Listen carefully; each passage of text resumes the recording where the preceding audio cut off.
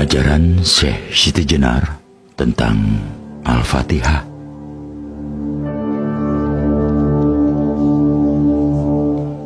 Menurut Syekh Siti Jenar, bahwa Al-Fatihah adalah termasuk salah satu kunci sahnya orang yang menjalani laku manunggal atau ngibadah.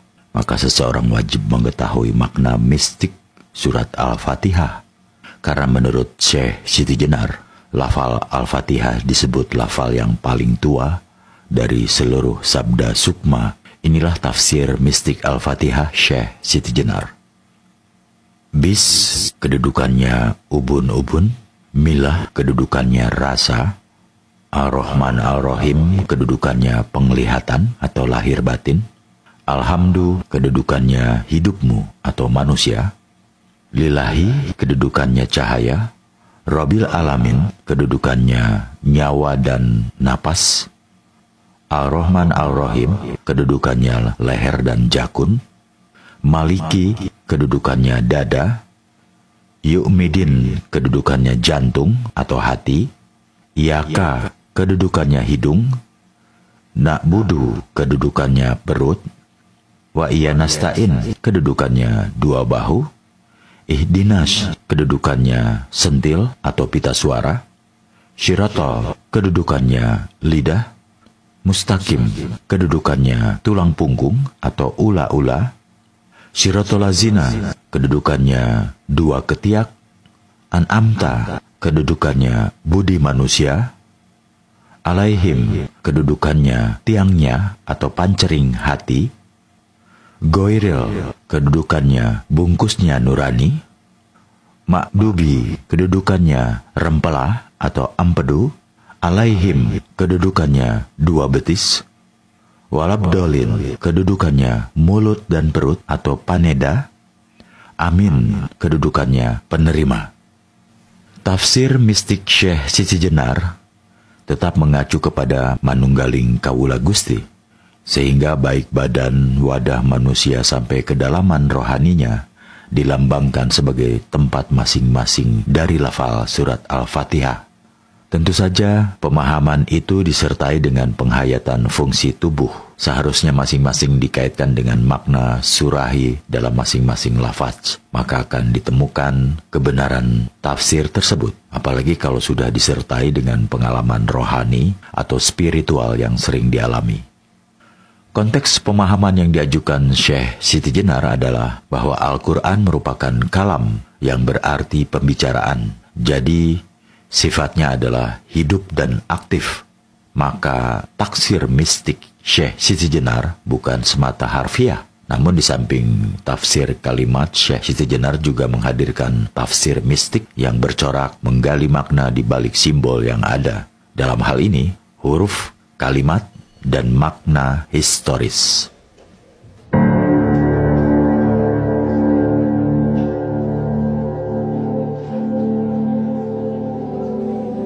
Di dunia ini, kita merupakan mayat-mayat yang cepat juga akan menjadi busuk dan bercampur tanah. Ketahuilah juga apa yang dinamakan kaula Gusti tidak berkaitan dengan seorang manusia biasa seperti yang lain-lain. Kaula dan Gusti itu sudah ada dalam diriku. Siang malam tidak dapat memisahkan diriku dari mereka. Tetapi hanya untuk saat ini, nama kaula Gusti itu berlaku, yaitu selama saya mati. Nanti, kalau saya sudah hidup lagi, Gusti dan kaula lenyap. Yang tinggal hanya hidupku sendiri, ketentraman langgeng dalam ada sendiri. Bila kau belum menyadari kebenaran kata-kataku, maka dengan tepat dapat dikatakan bahwa kau masih terbenam dalam masa kematian. Di sini memang terdapat banyak hiburan aneka warna. Lebih banyak lagi hal-hal yang menimbulkan hawa nafsu.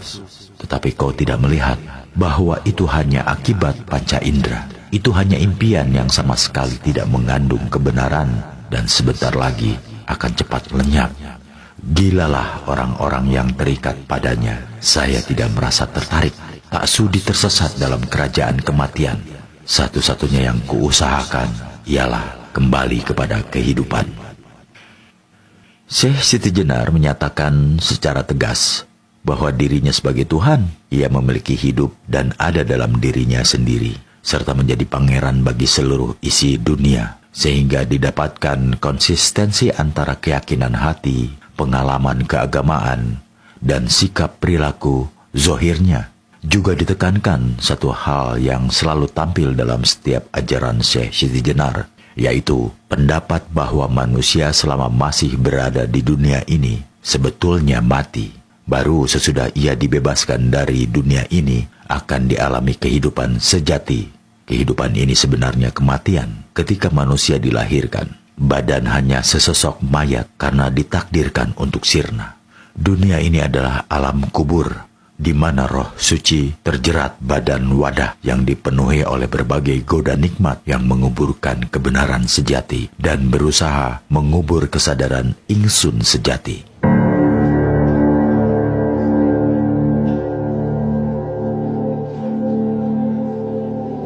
Syekh Siti Jenar berpendapat dan menganggap dirinya bersifat Muhammad, yaitu sifat Rasul yang sejati, sifat Muhammad yang kudus.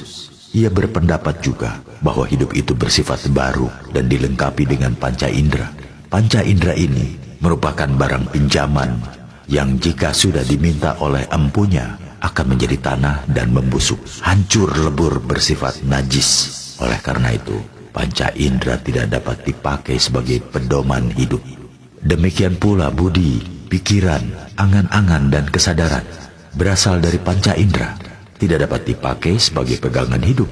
Akal dapat menjadi gila, sedih, bingung, lupa tidur, dan seringkali tidak jujur. Akal itu pula yang siang malam mengajak dengki, bahkan merusak kebahagiaan orang lain.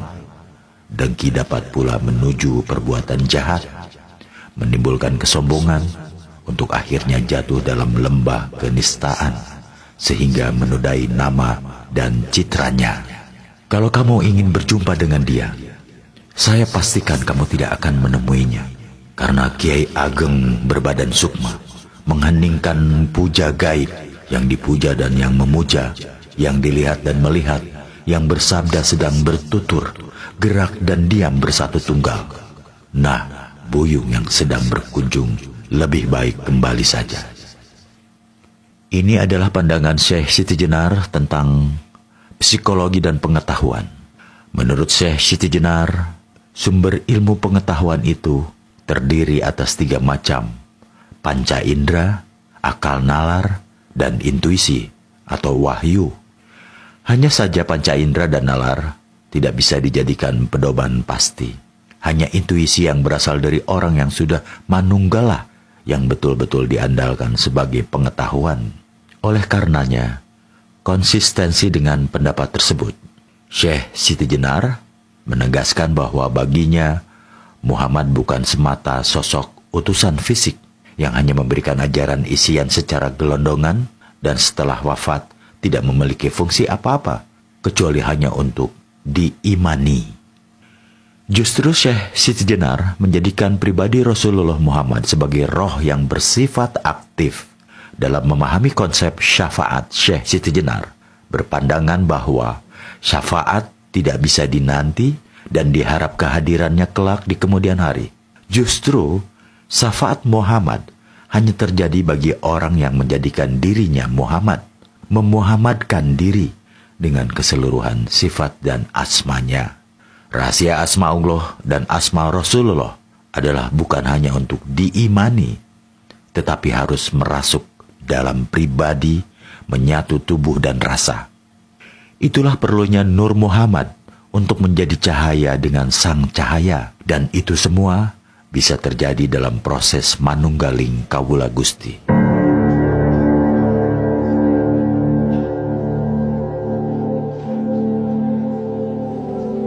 Bukan kehendak, angan-angan, bukan ingatan, pikir, atau niat. Hawa nafsu pun bukan, bukan juga kekosongan atau kehampaan. Penampilanku bagai mayat baru. Andai menjadi Gusti, jasadku dapat busuk bercampur debu. Napasku terhembus ke segala penjuru dunia, tanah, api, air. Kembali sebagai asalnya, yaitu kembali menjadi baru. Syekh Siti Jenar belum mau menuruti perintah sultan. Hal itu disebabkan karena bumi, langit, dan sebagainya adalah kepunyaan seluruh manusia. Manusialah yang memberikan nama. Buktinya, sebelum saya lahir tidak ada.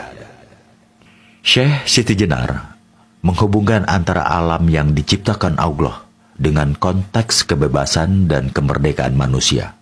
Kebebasan alam mencerminkan kebebasan manusia. Segala sesuatu harus berlangsung dan mengalami hal yang natural atau alami, tanpa rekayasa, tanpa pemaksaan irodat dan kodrat.